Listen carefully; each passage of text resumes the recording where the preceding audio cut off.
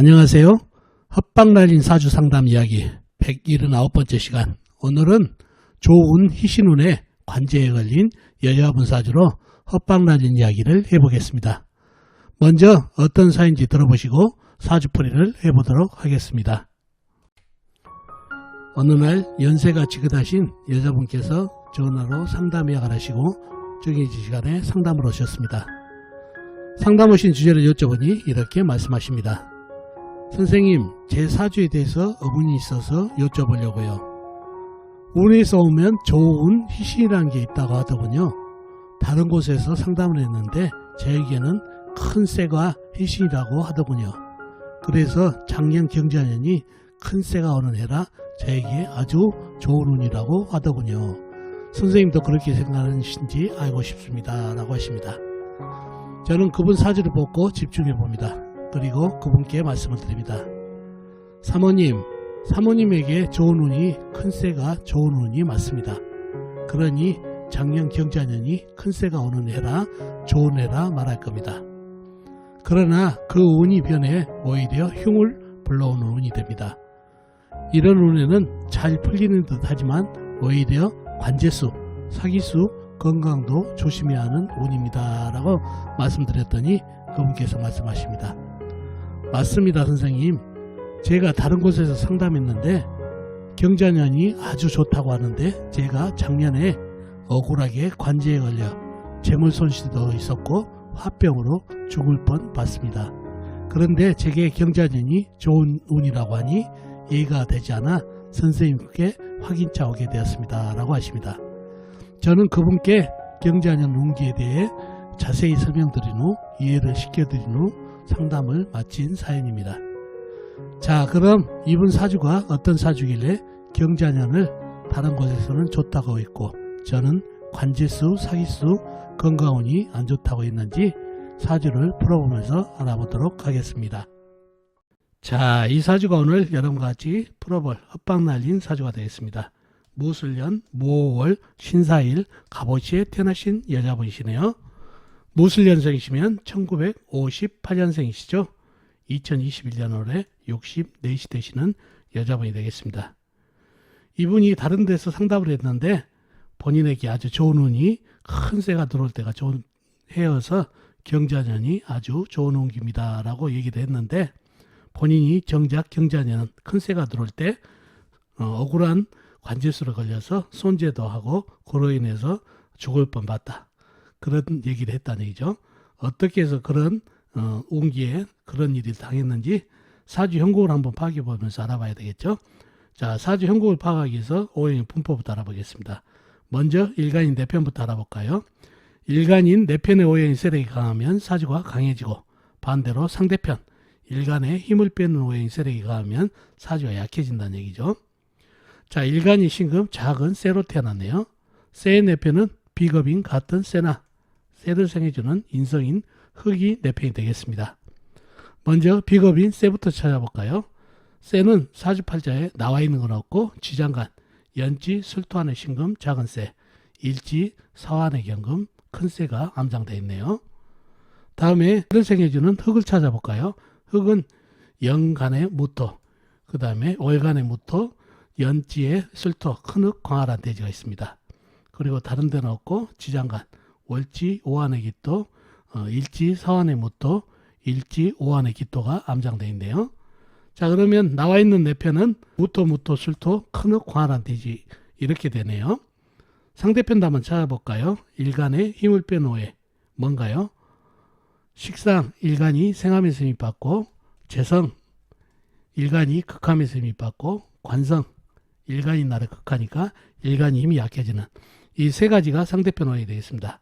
식상은 쇠가 생해준 오행이니까 물이 되겠고 재성은 나무, 관성은 불이 되겠습니다. 자, 식상인 물부터 찾아볼까요? 물은 사주팔자에 나와 있는 건 없고 지장간에도 없습니다. 무식상인 사주팔자가 되겠네요. 다음에 재성인 나무를 찾아볼까요? 나무는 시간에 간목 큰 나무가 있습니다. 그리고 다른 데는 없고 지장간에 없고요. 다음에 관성인 불을 찾아볼까요? 불은 월지의 오화 작은 불, 그 다음에 일지의 사화 큰 불, 그 다음에 시지의 오화 작은 촛불이 있습니다. 그리고 다른 데는 없고 지장간, 연지, 술토안의 정화가 암장되어 있네요. 자, 상대편 세력이 대단하죠. 오와 오와 작은 불, 사와 큰 불, 그 다음에 간목 큰 나무까지. 좀 더 깊이 들어가 볼까요? 자, 사주에 흑기운이 제법 있죠. 그리고 목생활을 받은 불기운도 상당합니다. 이 불이 화생토에서 흙을 많이 생해주면 흙이 상당히 저열한 흙이 돼버렸죠. 식혀줄 물도 없고 그러다 보니까 상당히 저열해졌는데, 아무튼 인성이 강하니까 강한 사주가 될까요? 자, 이 사주를 보면은 화생토를 받은 흙기운이, 이 화생토를 안 해줘도 큰 흙이죠. 그죠? 태산 같은 큰 흙이란 얘기죠. 이 흙이 작은 쇠를 생할 수 있을까요? 토다금매가 되어버리죠. 그럴 때다가 화생토까지 받으니 이 강한 흙기운이 토다금매를 더 시킨다는 얘기죠. 그리고 저열한 흙이 되어버린다는 얘기죠. 불기운에 의해서. 그래서 이 사주에서는 이론적으로는 강사주지만 약한 사주가 되어버린다는 얘기죠. 토다금매가 되어버리니까. 그러나 이론적으로는 강사주죠. 자, 용신은 뭔가요? 이 큰 흙을 받아줘야 되니까 큰 쇠가 용신이 되겠습니다. 그러면 사환에 경금이 있는데 경금이 목생활을 받은 불기운에 줄줄 놓고 있어서 용신이 경금이지만 너무 약한 쇠가 되겠습니다. 용신이 되고요. 희신도 큰 쇠가 와야 되겠죠. 큰 쇠가 와야 이 많은 흙을 갖다가 경금이 큰 쇠가 받아준다는 얘기죠. 경금이나 신금이 있어야 이 강한 많은 흙을 받아내서 일간이 숨을 쉴 수가 있다는 얘기죠. 그래서 운에서 오면 좋은 희신은 쇠가 되겠습니다. 자, 그런 사주팔자가 됐네요. 이 사주가 토다금매가 된 사주를 운에서 큰 쇠, 경금이나 신금, 큰 쇠가 와야 이 많은 흙을 받아낼 수 있어야 일간이 힘을 받는다는 거 꼭 기억해 두시면 좋겠고요. 자, 희신이 경금이나 신금, 큰 쇠가 됐다는 얘기죠. 자, 제가 이 사주를 가져온 이유는 이 운기 보는 법입니다. 운기 보는 법은 참 타이트하게, 그 다음에 디테일하게 봐야 됩니다. 쇠가 온다고 해서 무조건 좋다. 쇠에다가 어떤 것을 달고 오는지, 경자전인지, 경인년인지, 경신년인지, 경술년인지, 이런 것까지 감안해서 사주에 어떤 영향을 비친지 잘 봐야 된다는 얘기죠. 무조건 경금의 그림자만 봐도 또는 신금의 그림자만 봐도 아, 좋은 운입니다 하다가는 헛방을 날릴 수 있다는 얘기예요. 그런 것이 이렇게 잘못 헛방을 날릴 수 있어서 이 사주를 가져와 봤습니다. 자, 무슨 얘기인지, 2020년 작년이 경자년입니다. 그죠? 경자년 운기라는 얘기죠. 그래서 이분에게 희신인 경금이어서 아주 좋은 운이라는 얘기예요. 다른 데서 상담했는데 이 토다금매할 이 흙을 받아줄 수 있는 큰 쇠가 오기 때문에 좋은 운기입니다 라고 얘기 들었다는 얘기죠.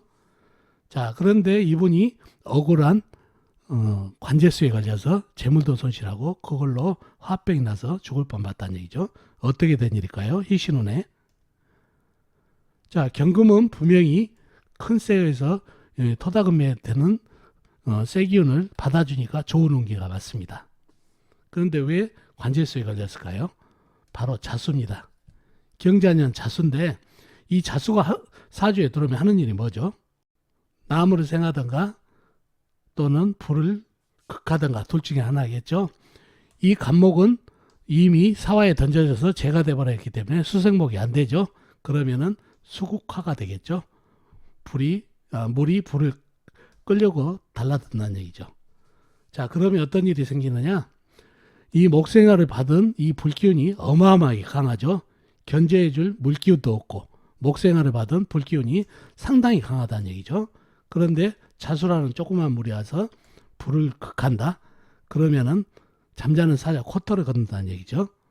이 강한 불기운이 화를 낸다는 얘기예요. 그래서 이 자수가 이 잠자는 사자의 코털을 건드는 운기가 되겠습니다. 자수가 이 강한 불기운을 건드기 때문에요. 그래서 이럴 때는 관이죠. 관을 건드려서 관이 화를 낸다. 관제수. 이로 인해서 시비수도 되고 또 재물손실도 된다는 얘기죠. 또 이 식상이 뭡니까? 자수가 식상이죠. 불하고 전쟁하면서 이게 증발해버렸다는 얘기죠. 식상이 바로 의식주도 되고 또 건강도 되죠. 수명도 되고 그러니 의식주가 깨지니 재물이 날아가는 운이 되고 자수인 식상이 또 날아가니 건강운도 걱정이 되는 그런 운기가 됩니다. 그래서 희신이 경금이 왔다고 무조건 좋아할 일이 아니라 이 자수가 하는 일, 운기를 타이트하게 보란 얘기가 그 말이거든요. 이 경금이 와서 하는 일, 자수가 하는 일이 뭔지를 자세히 보고 통별을 해야 헛방을 날리지 않습니다. 그래서 뭐 예를 들어서 경신운이다 그러면 볼 것도 없죠. 바로 강한 흑기운을, 많은 흑기운을 강한 세기운이 받아주기가 아주 좋은 운기지만은 이렇게 자수가 와가지고 왕한 불기운을 건드렸을 때는 오히려 불로 인한 흉이 생긴다는 거. 강한 기운을 이렇게 깔짝 건드리게 되면은 문제가 생긴다는 얘기죠. 그래서 잠자는 사자 코토를 건드는 운기라 이 운기에 이 관에 대한 관제가 생기고 식상운이 날아가니까 식상에 대한 의식주가 날아가는 운이다는 얘기죠. 이렇게 운기 보는 부분 타이트하고 자세하게 사주에 들어오면은 어떤 형국이 되는지를 잘 봐서 운세 판단을 하시기 바랍니다. 자, 오늘은 여러분과 같이 희신운의 관제에 걸린 여자분 사주를 풀어봤습니다.